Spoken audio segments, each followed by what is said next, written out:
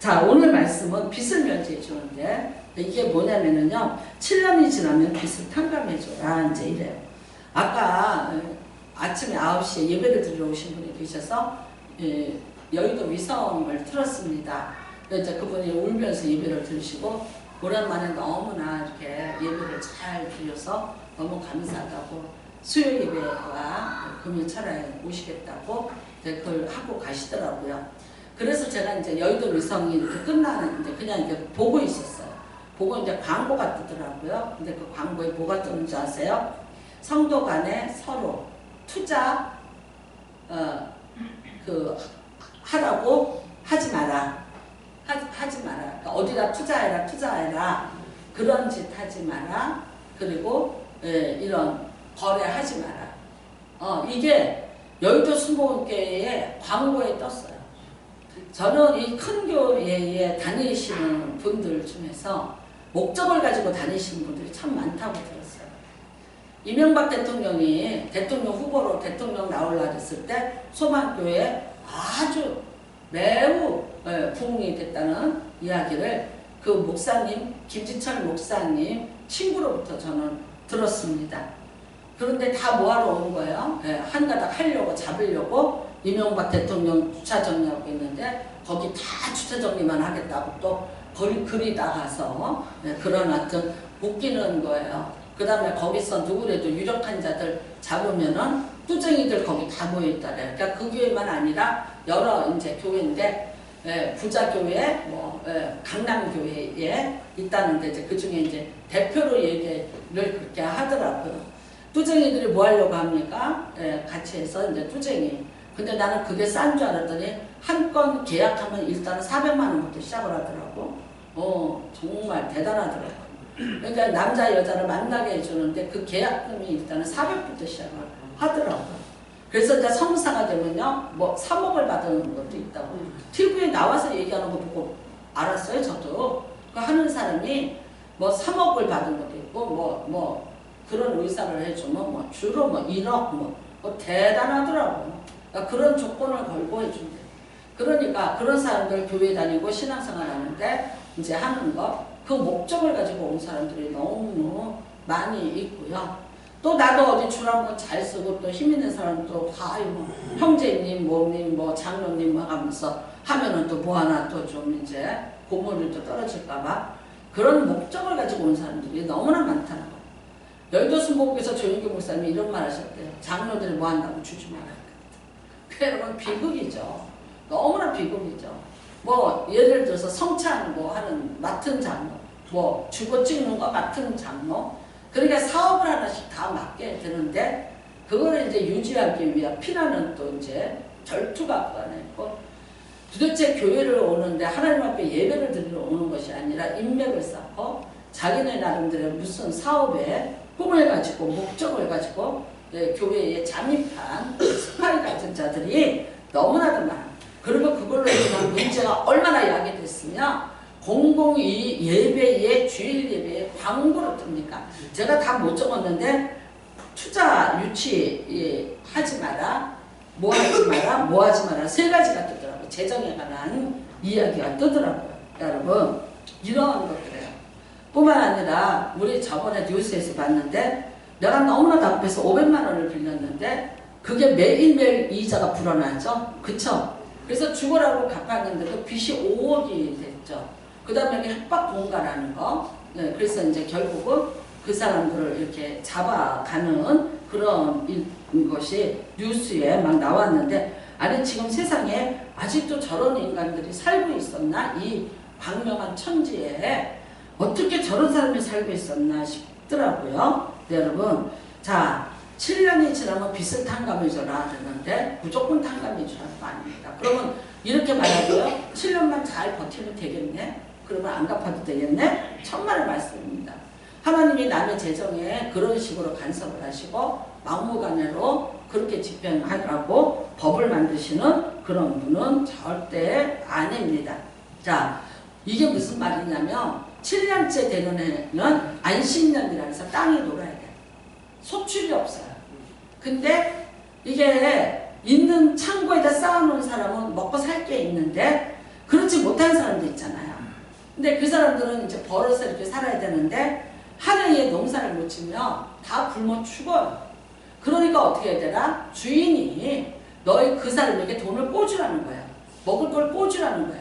죽지 않도록. 그 다음에는 어떻게 되냐? 그거를 그 돈은 안식년에는 절대 돈을 달라고 하지도 말고 그거를 괴롭히지도 말라는 거예요. 그러니까 이거는 여러분 우리나라도 마찬가지입니다. 자, 내가 누구한테 돈을 꿔줬는데 이 사람이 안 갚아요. 그러면 이제 그 사람을 만나야 되는데 낮에는 안 들어갔다가 밤에 몰래 집에 들어와. 그러니까 이제 그 사람을 잡으려고 밤에 몰래 그 집에 갔어. 그러면 뭐가 되는지 아세요? 주거 침입죄가 돼요. 우리나라는요 사기를 쳐먹고 살기에 가장 완벽한 법을 갖고 있는 나라라고 누가 그러더라고. 사기를 많이 당한 사람이 그러더라고. 근데 이게 내가 돈을 꿔줬는데 못 받는 거는 민사예요. 근데 내가 돈을 받기 위해서 그 사람 집에 밤에 들어가면은 그거는 해가 지고 난 다음에 들어가면 그거는 형사예요. 그 다음에는요 내가 이 사람한테 인격모독을 했어요. 그러면 이 사람이 명예훼손으로 걸면 그거는 형사예요. 내가 돈을 못 받는 건 민사예요. 그러니까 알아서 하세요. 우리나라가 그래요. 그러니까 그 다음에는요 기다려주라는 거예요. 네, 이 사람이 벌어서 갚을 때까지 그 안식년을 기다려주라고 지금 말을 하고 있는 것입니다. 나는 이거는 우리나라에서는 이 법은 하나님도 만들면 안 된다고 생각해요. 이스라엘에서는 이 법을 만들어도 통하는 이유가 있는데 이스라엘 사람들은요 명예를 자기 목숨보다 더 귀하게 여기는 그런 사상을 가지고 있습니다. 내가 다른 나를 버릴지라도 내 가족과 내 가문의 명예를 먼저 생각해요. 그거는 여러 가지가 성경에 있는데 제가 오늘 다 말씀드릴 수는 없고요. 그러니까 명예를 걸고 그걸 갚는 거예요. 만약에 안 갚으면 어떻게 되는 거예요? 네, 이게 빚쟁이로 이제 또 그게 자기 때에서 끝나는 게 아닙니다. 여러분 이게 열왕기하 4장에 보면 엘리사의 생도가 죽었어요.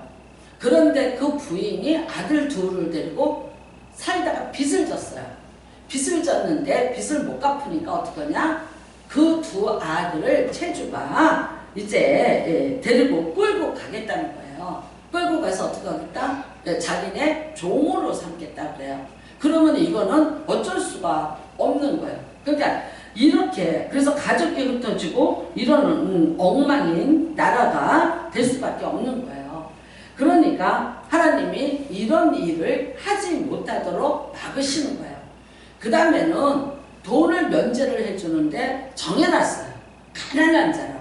그러면 우리가 생각할 때 가난한 자는 돈 없는 자 아니에요. 보세요. 하나님이 가난하다고 성경에서 말한 자는 하나님이 주신 거를 잃어버린 자예요. 그게 가난한 자라는 뜻이에요. 우리의 가난한 자라는 건 뭐예요? 어디에다 기준을 둘 거예요? 뭐 돈이 없는 자? 현찰이 없는 자? 뭐가 없는 자? 아니, 성경에서 가난한 자라는 거는 하나님이 주신 것들이 있어요. 그런데 그걸 잃어버린 자요. 그 중에 대표가 셋이에요. 고아, 하나님이 주신 부모가 없는 자예요. 그 다음에 과부예요. 하나님이 주신 노동력에 남편이 보호자가 없는 거예요. 그 다음에는요, 삶을 정처 없이 여기저기 용병으로 일하면서 일꾼으로 떠돌아다니는 사람들이 있었어요. 나그네처럼. 그 사람들을 말하는 거예요. 그러니까 그런 아주 최고의 극빈자들, 도와주지 않으면 이 사람들은 생명을 유지할 수 없는 자들이에요. 그러니까 이런 자들에 대해서는 7년을 일을 시키고 임금을 받아서 하는데, 만일 그 7년째 되는 해에 안식년에 일할 게 없어서 노동을 못 받아서 굶어 죽게 됐다. 그러면은 그 해에 그 빚을 탕감해 주라는 거예요. 그러는 거지. 아까 같이 7년 동안 지나면 다 탕감해 주라. 아니에요. 이게 오해입니다. 그러면 여러분 호구도 내가 7년 어떻게 버티든지 어떻게 그러니까 이거는 그리고 지금과 같은 막 사람들의 이동이 많을 때가 아니라 거의 농경민으로서 정착민으로서 살아가는 때의 이야기고 명예를 소중하게 여기는 사람들이기 때문에 그때 이 법이 통하게 된 것입니다. 하나님은 분명히 오늘 말씀하고 계십니다. 4절에 난 모두가 잘 살기를 원한다. 평등하기를 원해요. 그런데 우리나라에도 속담이 있어요. 정말 나라도 구제할 수 없는 가난이라는 게 있습니다. 지금 우리나라의 복지는 세계에 나는 보면 최고인 것 같아요. 제가 한 20년 전에 스위스에서 여름에 휴가를 가라고 모든 사람들한테 300달러씩을 줬다는 거예요. 그러니까 한 가족이 식구가 많으면 2,000달러도 받는 가족이 있다는 거예요. 휴가를 가라고. 나는 20년 전에 그 얘기를 듣고 이거는 어떻게 이런 나라가 있을까? 스위스라는 나라에 대해서 정말 그랬어요. 근데 지금 우리나라는요. 아니 나는 그 이상이라고 봐요. 얼마나 지금 복지가 서로가 정치가들이 싸우면서 표를 얻기 위해서 늘려놓은 것도 물론 있어서 지금 뭐 조금 위기라는 말도 우리나라가 있겠지만 그런데 이제 정말 이렇게 잘해서 어려운 분들이 그런데도 가끔 가다 보면은 사각지대가 있어서 모든 그 모녀가 그냥 자살을 한다거나 뭐 장애인을 준 부모가 도저히 살 수가 없어서 자살을 한다던 이런 사각지대가 있는 비극이 아직도 우리나라에 나오고 있습니다. 여러분 하나님은 반드시 우리에게 긍휼을 가지고 어렵고 힘든 자들에게 나눠주라고 말씀하시는 겁니다. 여러분이 지금 이거를 가지고 우리나라는 희년도 없고 안식년도 없습니다. 그렇다면 어떻게 해야 될까요? 그럼에도 불구하고 우리는 다른 사람, 약자를 위한 배려라는 것을 분명히 해야 될 것입니다. 자, 여러분이 잘 알다시피 루카 나오미가 다시 베들레헴으로 돌아왔습니다. 이국 땅에 가서 남자 셋을 잃었습니다. 남편 잃고 아들 잃고 또 아들 잃고 두 가부가 왔습니다. 그러면 어떻게 해야 되냐? 하나님은 이 법 말고도 또 법을 만들어 놓으셨어요. 그래서 친족이 이 사람들, 이 두 가부를 먹여 살려야 돼요. 그런데 이제 그 순서가 있는 거예요. 그러니까 여러분 보아스가 자기 우리의 형님한테 얘기를 합니다. 둘이 이렇게 왔으니까 먹여 살려야 된다라고 했어요. 그런데 그 사람이 뭐라 그랬어요? 신발을 벗어 던지면서 난 안 해 그랬어요. 나는 못 해줘래. 왜 못 해준다고 했는지는 모르겠지만 그런데 하나님의 법이었어요. 그 다음에 가난한 자를 돌봐주라는 것은 명령이고 그게 그 사회 법으로 있어요. 함에도 불구하고 나는 그거 안 해하고 신발을 벗어 던지면서 포기했어요. 그래서 누가 맡았습니까? 보아스가 맡았습니다. 여러분 늙은 가부와 젊은 가부 그것도 이방 여인이에요. 희망이 뭐가 있었겠어요? 남자가 없으니까 자식을 낳아서 노동력을 가질 수도 없어요.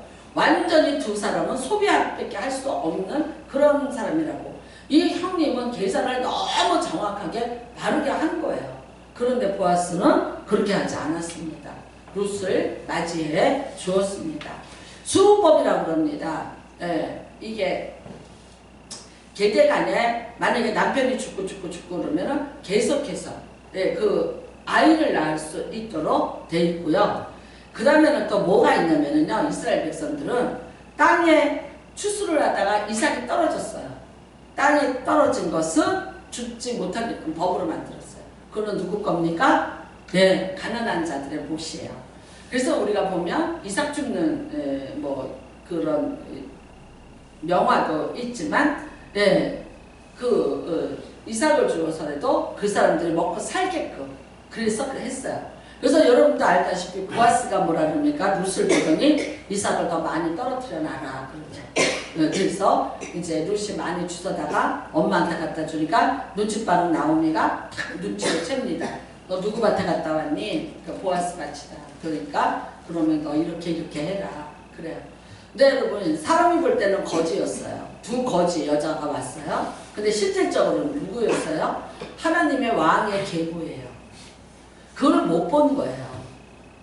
그 사람들의 사회적인 조건과 그 사람들의 지금의 삶의 모습을 보면서 그 룻과 나오미가 누군지를 모르는 거예요.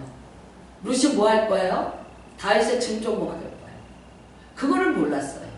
그러니까 그 사람의 룻이 보아스에게서 룻이 오벳을 낳고 오벳이 이새를 낳고 이새가 다윗을 낳고 그 다윗이 솔로몬을 낳고 유다 왕족이 그거를 통해서 된 거야. 그러니까 보아스가 어떻게 됐습니까? 루시라는 거지 여자 하나를 돌봐줬는데 결국은요 왕족의 할아버지가 되는 거예요. 근데 그렇게 판단했겠죠. 여러분 옛날에 100년 전에 우리나라에 와서 선교하는 분들이 전염병으로 그렇게 많이 죽었대요. 그러니까 양화진에 가보면은 어린 아이들이 이렇게 많이 죽어 있다고요. 와서 이 땅에 와서 태어나자마자 죽은 거예요. 풍토병에 의해서. 우리나라에 무슨 의학이 있었습니까? 무슨 환경이 좋았습니까? 뭐가 있었습니까? 그런데 그 선진국에 있는 사람들이 와서 죽으면서도 이 땅에 와서 복음의 씨를 뿌린 거예요. 아이를 가르친 거예요. 여러분이 너무 잘 알다시피 숙명여대는요. 그 여자가 소방 맞은 여자예요. 네, 소방 맞은 기생이에요. 그 기생인데 그 기생 하나를 여자 선교사님이 데리고 공부를 시켜요. 그게 오늘날의 숙명여대가 된 거예요. 그 기생을 버림받아서 소방을 맞아서 기생이 된 여자인데 그 여자에게서 무슨 소망을 찾았겠어요. 우리나라 같은 나라에서. 그런데도 그 선교사님 눈에는 너는 하나님의 딸이야. 그리고 하나님이 너한테 대해서 계획을 갖고 계실 거야. 그리고 너는 배워. 그리고 공부를 가르치고 그게 된 거예요. 여러분 이화여대도 마찬가지예요. 우리나라에서 최초의 기독교인은 백정입니다. 백정. 왜냐면 들어갈 수가 없잖아요. 사대문안으로. 위험하니까. 몰래 숨어서 잠입을 해서 가짜 인간적 대우를 못 받고 살던 사람들에게 접근을 하게 된 거죠. 그래서 최초의 백정에게 복음을 전했어요. 무슨 희망을 봤을까요? 그런데 그 사람이 오늘날 대한민국 세계에 27,000명의 선교사를 파송하는 기독교의 초석을 놓을 자인지를 누가 알았겠나요? 여러분과 제가 부탄에다가 이렇게 2만 원씩 주고 아이를 양육하는데 그 중에서 부탄에 대통령이 나오는지 누가 알겠나요? 그런 꿈 안 가지세요? 나는 우리 압둘 아비에게 꿈을 가져요. 내가 저 냉장고에다가 딱 붙여놓고 기도할 때마다 부탄을 이끌어가라. 부탄에 예수의 나무가 되거라. 이번 주 어저께 9시 반 KBS에서 걸어서 세계로에 부탄 나왔어요. 완전히 불교 국가. 근데 제가 그걸 보면서 그 히말라야 산과 그들이 그렇게 착하더라고요. 근데 막 절하고 절을 세워놓고 이래요. 근데 그 옷도 막 희한하더라고. 하여튼. 그거를 보면서 나는 그 프로를 보면서 계속 어머 우리 애들이 저기서 저렇게 크겠구나. 우리 애들이 크겠구나. 우리 애들이 저렇게 저 부탄 저 나라에서 우리 애들이 살고 있구나. 여러분 얼마나 그 부탄이라는 걸 보면서 하나님이 아니 부탄이 보고 싶고 어떻게 생겼나 궁금하고 그러니까 우리가 부탄에 대한 정말 어떤 사랑과 관심을 더 갖도록 걸어서 세계로가 나온 것 같아. 그래서 나는 어저께 나는요 그걸 보면서 그냥 얼마나 좋았는지 내가 어떤 사람한테 빨리 받아 문자도 보내줬는데 내가 모르냐고 궁금해서 그랬어요. 여러분 정말 우리가 그런 꿈을 가지셔야 되지 않겠어요? 어떻게 될 줄 누가 알겠습니까? 그 다음에 하나님은 이런 말씀하셨어요. 가난한 자에게 꿀 주는 거는 곧 내게 꾸이는 것이라 누가 갚는다? 내가 갚겠다고 하셨어요. 네. 여러분 세브란스 병원에 여기다가 병원을 하나 지어야 되겠다. 근데 돈을 이 선교사님이 나가서 미국에 가서 모금을 하는데 안 거치는 거예요. 그런데 세상에 편지를 써갖고 그렇게 보냈대잖아. 세브란스라는 사람이 거액을 우리나라 병원 지으라고 보내주셨어요. 그래서 저 병원이 세브란스 병원이에요. 그러니까 여러분 세브란스가 뭐냐? 사람의 이름이에요. 저 병원을 세운 미국의 어떤 후원자의 이름이에요. 우리나라에 여러분 그거 있잖아요. 왜? 차인표가 하는 거. 그게 미군이 왔는데 우리나라 6.25 때 고아원에서 애들이 못 먹고 추워서 얼어 죽었다는 거야. 근데 이거를 갖다 뚫뚫 말아갖고 차에다가 트럭에다 실트래요. 그러니까 이 사람이 이게 뭐냐 그랬더니 아이들 죽은 거라고. 1.4.5 때 여러분 다 버리고 간 아이들 그리고 부모가 죽은 아이들이 죽었는데 동태처럼 됐더라니까 얼어서. 그거 동태를 갖다 실트라는 거야. 동태된 애들을. 그걸 보고 이분이 너무 이 미군이 충격을 받은 거예요. 그리고 미국에 가서 모금 운동을 벌이기 시작을 한 거예요. 그게 뭐지? 차인표 가는 거.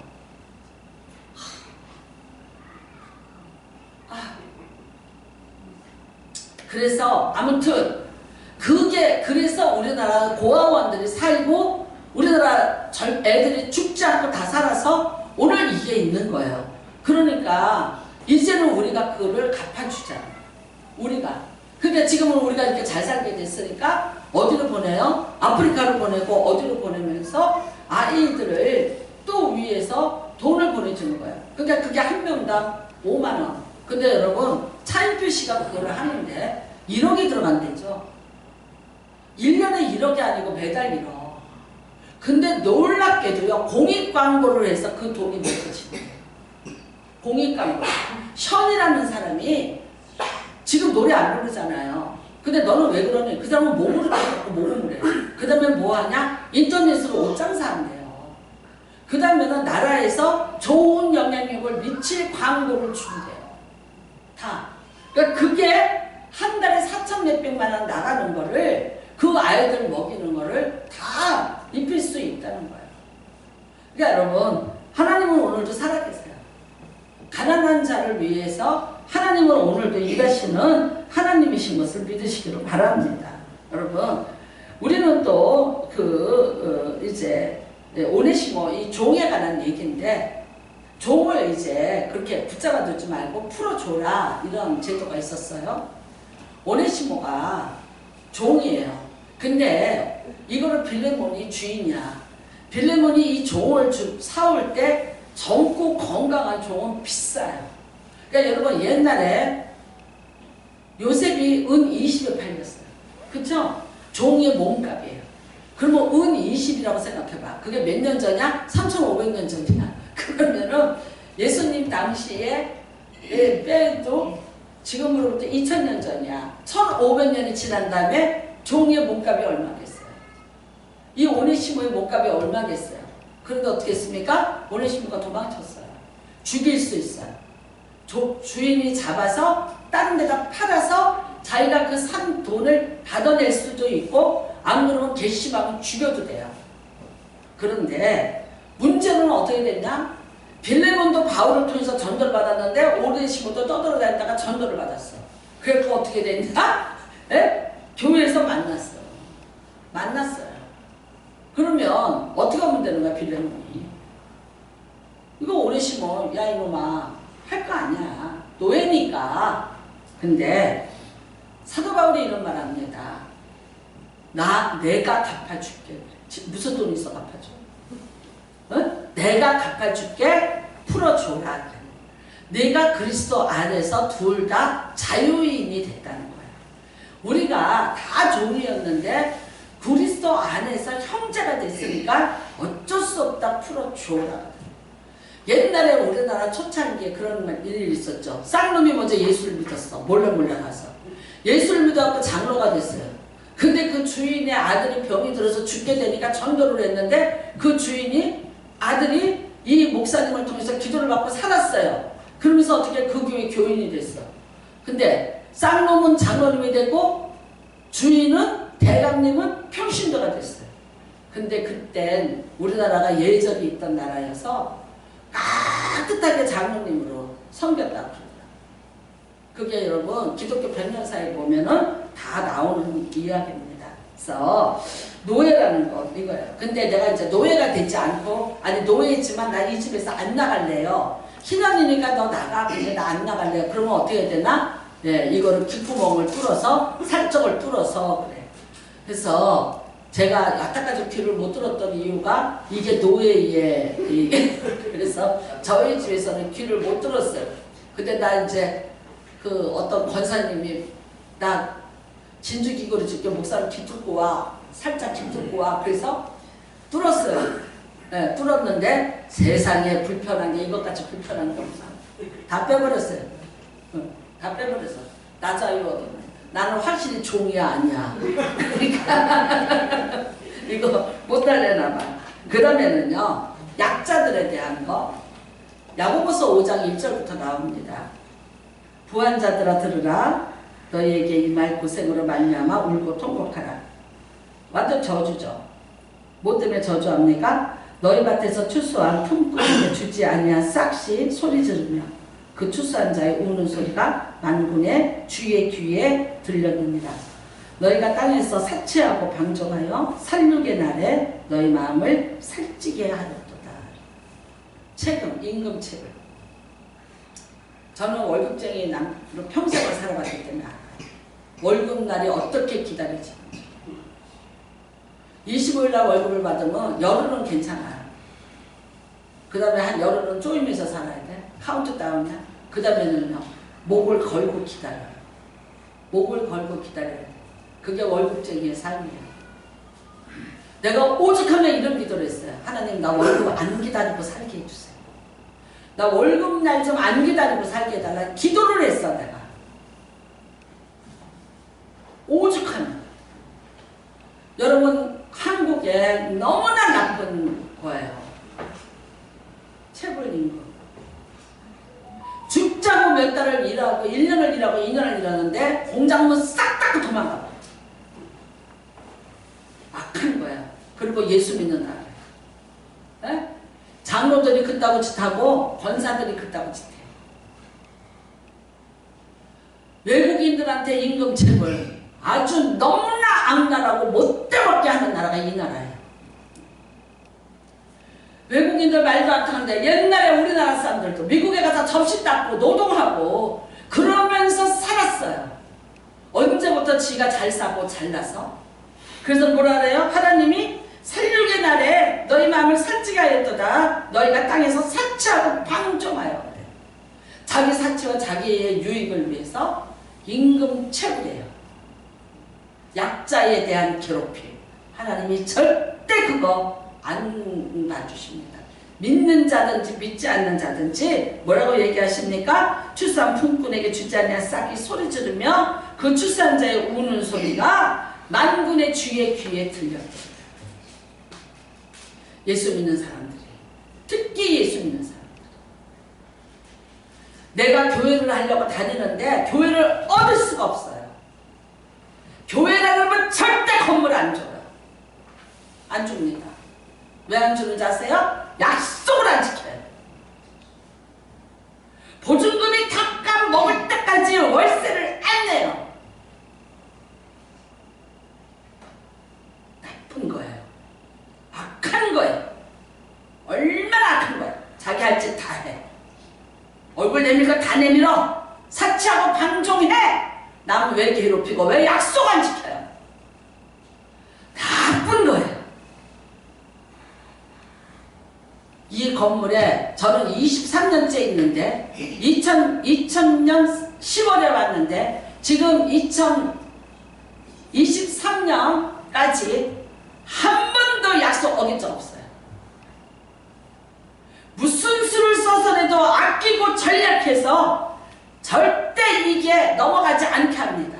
왜? 이 사람들은 여기 경영이 있고 그걸로 이 사람들 월급을 줘야 되는 거예요. 내가 교회에 간판을 들고 그거를 어떻게 그거를 어깁니까? 교회가 돈 없으면 나가야 돼요. 안 되면 작은 데로 옮겨야 돼요. 여기 있는 사람들을 내가 괴롭혀야 될 권리가 없는 거예요. 여기 들어올 때 분명히 약속했어요. 약속 지키겠다. 그리고 지켰어요. 어느 날 여기 회장님이 저를 보시더니 약속 잘 지켜주셔서 감사합니다. 그리고 많이 편의도 봐주시고 도와주시고 지금까지 2번밖에 안 올렸어요. 23년 동안에 2번밖에 안 올렸어요. 꼭 준비되어 있을 때 조금 올리자고, 여기 올라올 때 조금 정리하고 그 전에 딱 한 번. 근데 그 전에 이미 하나님이 5,300만 원 누가 한꺼번에 헌금하게 만드시고 그때 올려주고 지금까지. 근데 요새 날 보자래서 요새 피해 다니고 있어요. 살살 조금 피하고는 있는데 하나님이 하실 줄 믿어요. 여러분, 약자에게 절대 아닙니다. 나는 이런 말 들었습니다. 동대문의 상인들이 그 육전거리에 박승직이라는 사람이 살아남았는데 그 사람의 자손이 이런 증언을 하더라고요.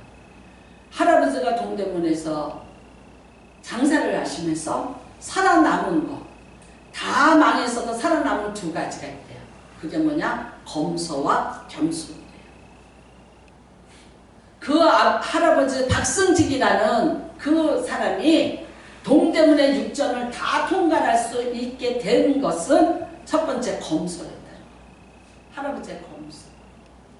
천하를 다 갖다 줘도 쓰기 시작하면 모자라는 게 돈이에요. 검소하면은 아무리 작은 거에서도 남게 돼 있는 거예요. 제가 늘 얘기하잖아요. 대한민국은 300원짜리 팬티부터 300만원짜리 팬티까지 있다. 나는 이 얘기 아버지한테 들었어. 네 처신에 낫도록 살아라. 그 다음에 겸손이에요. 여러분, 남을 나보다 낮게 여기는 게 겸손이에요. 약자를 무시하고 약자와 약속을 안 지키고 약자에게 횡포를 부리고 약자를 괴롭히는 거는 교만이고 오만이에요. 하나님이 그걸 가지고 뭐라 그러니까 너희에게 임할 고생으로 말미암아 울고 통곡하라고 하세요. 오늘 여러분 약속을 잘 지키세요.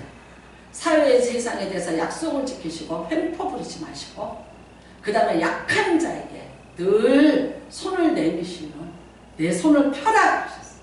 내 손을 펴라. 나 쓸 거 다 쓰고 남 줄 거 없다. 늘 듣던 말씀이에요. 나 쓸 거 다 쓰고 남 줄 거 없다. 남 줄 거를 먼저 생각하고 살았어요.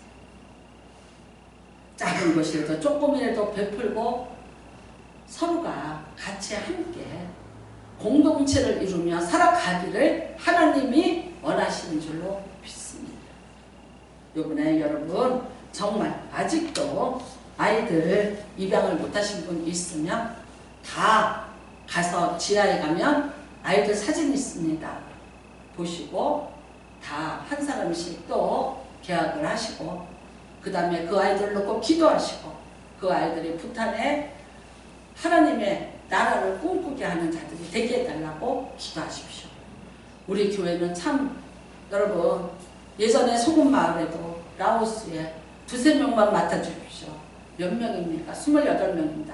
저는 여기서 28명 광복밖에 한 적 없는데 28명 다 여러분이 해주셔서 포스코에서 가져갈 때까지 한 달도 걸지 않고 그 비용 다 된대요. 지금도 우리는 부탄에 어떻게 쓰든지 한 달도 걸지 않고 날짜도 걸지 않고 정확하게 보내드립니다. 약속이기 때문에 그렇습니다. 여러분은 그렇게 할 수 있는 분인 줄로 믿습니다. 네, 내가 어려워요. 어려우니까 심으세요.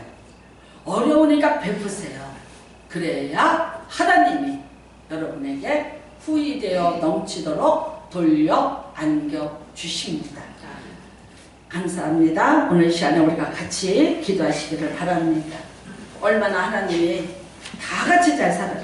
가난한 자들을 위한 하나님의 불같은 심정입니다. 여러분 예수님도 마찬가지입니다. 예수님도 늘 가난한 자, 눈먼 자, 귀머거리 그런 자들에게 복음을 전파로 오셨다고 하셨습니다. 오늘 우리의 손길이 우리의 마음이 어느 곳에 복음이 되기를 원합니다. 하나님 우리 교회가 그렇게 되게 하여 주시고 내가 거기에 동참하게 하여 주시옵소서. 주여 일창하시고 동성으로 기도합니다. 주여 하나님 아버지 감사합니다.